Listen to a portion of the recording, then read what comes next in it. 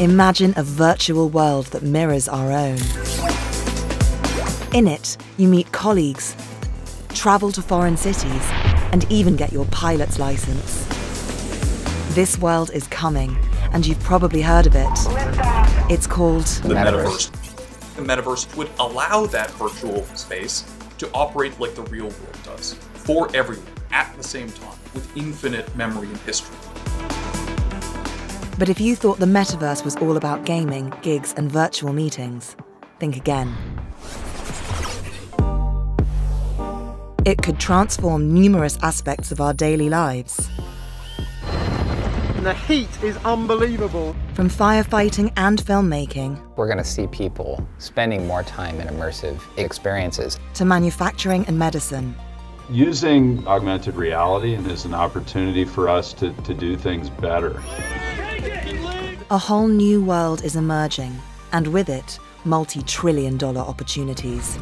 You think the web transformed our lives? The 3D web is going to do much more.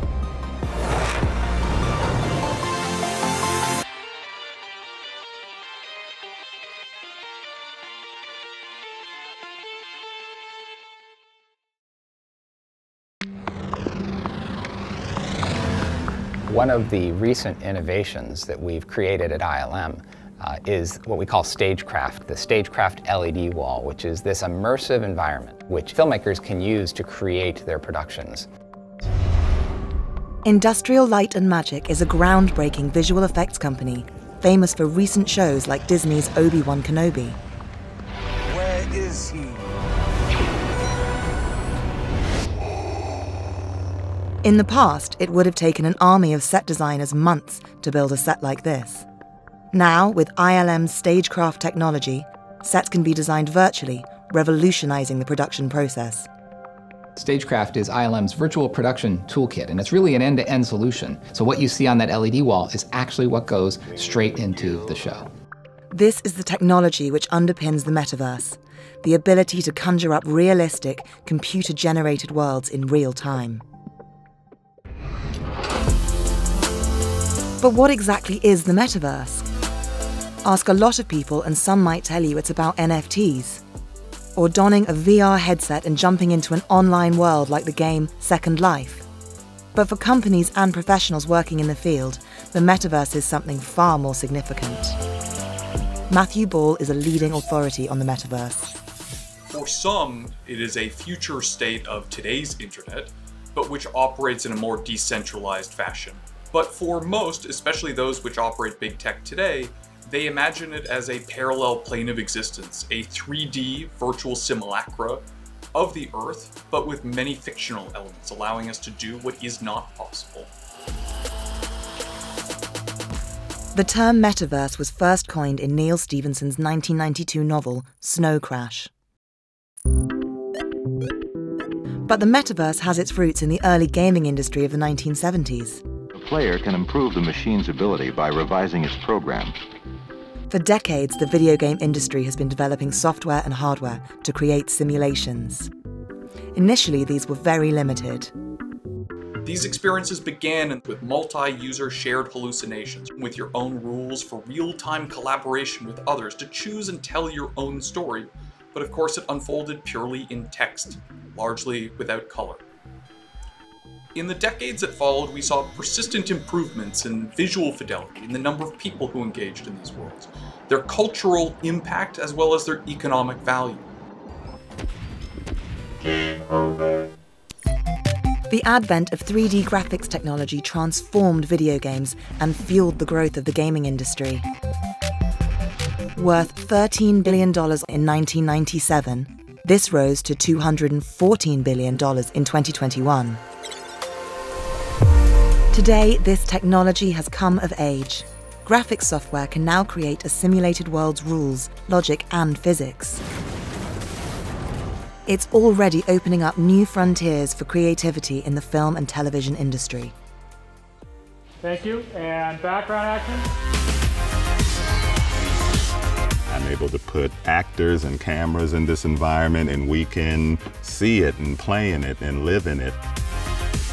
ILM's film set was originally powered by Unreal, a 3D computer graphics engine built by Epic Games, one of the world's largest game makers.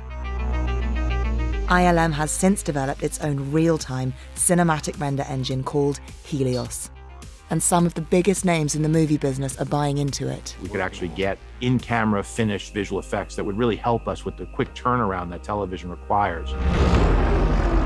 So the first time we got to create and use stagecraft was for Jon Favreau's show, The Mandalorian. And he really wanted to advance the state of the art. Even though it was going to be a TV show, he wanted it to feel like the movies. This new technology can also make the business of film production more efficient. We've done an analysis, and about half the shots we shoot, they just go straight into the show. Now, the other half, sometimes they need touch-ups or fixes, so half the work still needs to be done in post.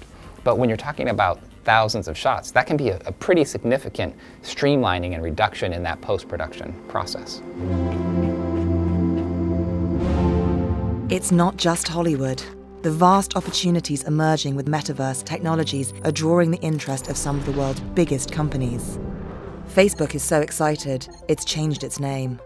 Our company is now Meta. Oh, hey, Mark. Hey, what's going on? Hey, Hi, Mark. And Meta spent $10 billion on metaverse-related technologies in 2021 alone. And in January 2022, Microsoft announced it would buy Activision Blizzard, a gaming company, for $69 billion to strengthen its position in this emerging market.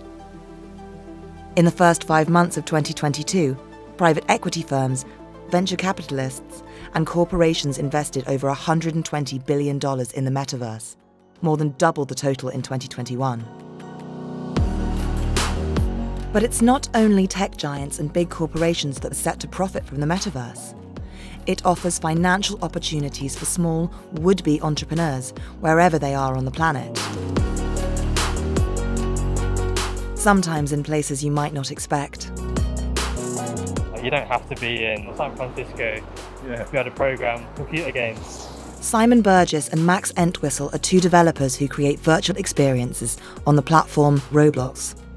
Roblox is a huge online virtual world with hundreds of thousands of different experiences for players to explore, meet other people, and role-playing.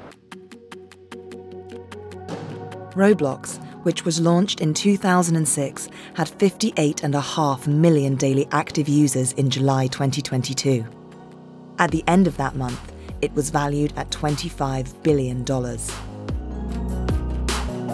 There are more than 11.5 million people developing games for Roblox. Max and Simon are two of the more successful ones. We met in about 2010, I think, both as children. We found each other in like a game on Roblox and just became friends through that, basically. Their game, Sharkbite, developed using the free tools the platform provides, has now been played over 100 million times. And it nets these recent graduates an income of around $1 million a year. I remember I was on the plane to Frankfurt in Germany at the time, and I just saw the numbers in the game going up and up, seeing more players joining the game. And I was just in absolute awe. It's completely redirected my life. Before I joined Roblox, I never wanted to be a game developer. I didn't think it could be possible. So the shark's currently taking out the back of the boat. I'll save you. Jump out. I'm going to try and save you. Yeah. Quick. I got you. Roblox has its own currency, called Robux, which users can buy with real money. It may look like simple games with retro-style graphics, but this platform is a torchbearer for the metaverse.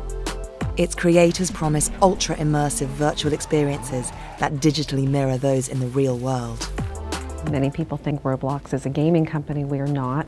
We are a technology platform that allows for people of all ages to be able to create and develop experiences born out of their own imagination and publish it out on our platform, and then we share it out with millions.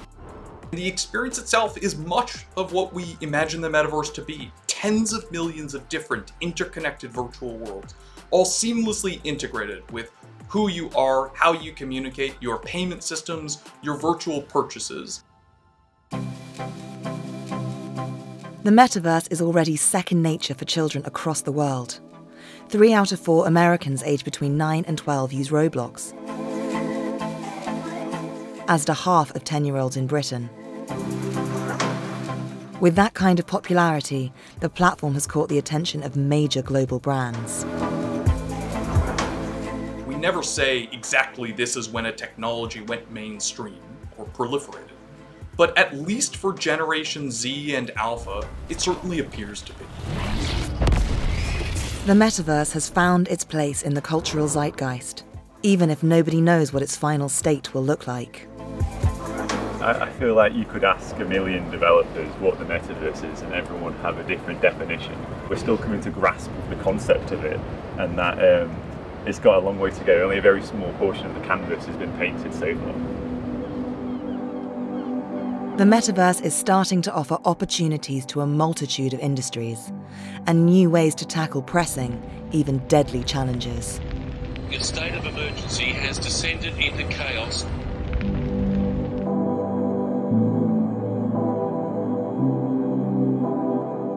This normal-looking plane has some extraordinary technology on board, developed by Lockheed Martin.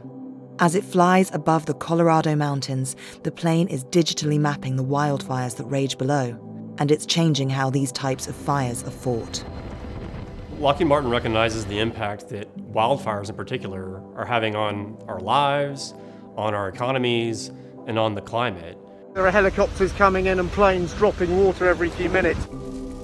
So the capability that we're maturing is called Cognitive Mission Manager, or CMM. As the fire is spreading, we're able to apply artificial intelligence to predict the fire front behavior. And our goal is to have a 3D visualization available to those decision makers, to those folks that are deciding how to suppress the fire, so they can do so quickly and efficiently. The project uses NVIDIA's Omniverse platform. It's a tool that can create a precise digital version of something that exists in the real world, known as a digital twin. Digital twins are a true-to-reality simulation of a virtual environment to the physical environment. You can think of it as two parts of a journey: the creation of things, whether they're buildings, factories, products, scenarios, worlds, etc., and then the operation of those things in a digital twin concept. The way to think of it really is kind of like the operating system for the metaverse. NVIDIA was founded in 1993, and for the first 20 years made the tech that helped usher in the 3D revolution in gaming. Its microchips are suited to powering the hardware and software needed to create the increasingly sophisticated simulations of the metaverse. As a result, NVIDIA's chips are up. This will be the first $1 trillion semiconductor company. The company's market value increased from just under $18 billion in January 2016 to just over $454 billion in July 2022, with revenues growing by nearly 536%. NVIDIA is now building Earth 2, a supercomputer that is creating a digital twin of the weather across the planet. The ability to predict the climate decades in advance could be crucial in adapting to the impacts of climate change. But that's only just the start. The metaverse is also set to transform manufacturing across a range of industries.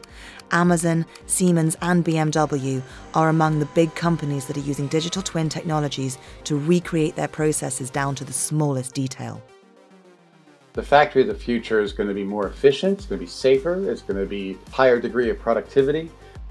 You can understand how parts need to come in and be moved around.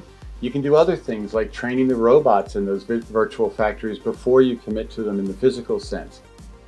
We're starting to see digital twins not just of a single environment, but multiple environments, large-scale environments, daisy-chained together in a simulation, creating a digital twin not just of a thing or a place, but space itself.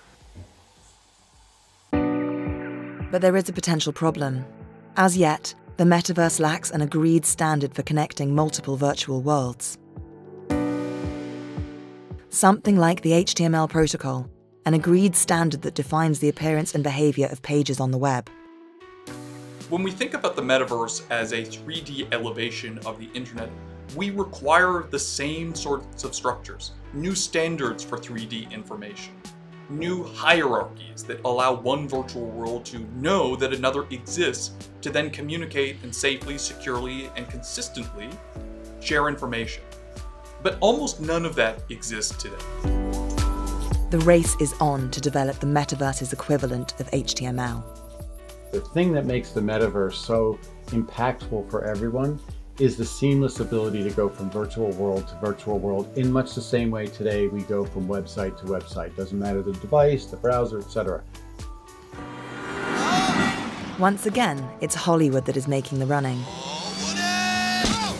Pixar needed a way for its animators to collaborate effectively, despite working in different studios and often with different tools. So it developed its own software called Universal Scene Description, or USD. In 2016, USD was made open source, free for anyone to use. It's still early stages, and it remains to be seen whether USD will become the universal protocol of the metaverse. We saw this as the potential to be the HTML of 3D as we move forward into a 3D-centric web. So now everybody has a common way of describing their 3D environment, and companies are working together to advance the format like we did with HTML.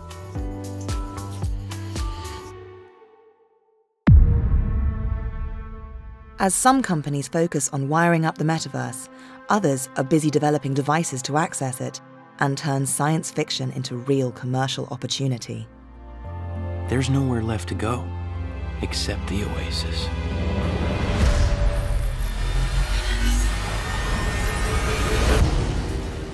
Headsets which can superimpose computer-generated imagery on the real world, so-called augmented reality, are opening ever more diverse applications for the metaverse. We've got an exclusive look at one of the military's latest investments. It's a futuristic combat goggles that give soldiers a brand new way to see the battlefield. In 2020, Microsoft agreed to supply the US military with AR technology in a deal that could be worth $22 billion over 10 years. Not only can soldiers see in the dark, but they can see through smoke and even peek around corners. New extended or mixed reality devices are essential to some functions, enriching our experience in the metaverse and bringing it into more forms. Augmented reality devices are enabling metaverse technologies to make a real difference to how vital services such as medical care are delivered. This is our consent form for the procedure. Here at Johns Hopkins University in America, using AR devices in surgery is rapidly becoming routine. We're going to be using a new augmented reality guided computer system that's mounted on a headset. Professor Tim Witham is a pioneering surgeon who now uses augmented reality to help perform spinal surgery. The first procedure that we performed with this technology involved a woman in her 70s who had been suffering for years from low back pain. During the surgery, a marker is inserted into the patient's spine. A CAT scan then creates an image of the spine in relation to the marker. The data is then transferred to the augmented reality headset. While I'm looking inside of the patient and putting the screw in, I see a heads-up display that has the computerized image that shows exactly where the screw is going. It's almost like a GPS system.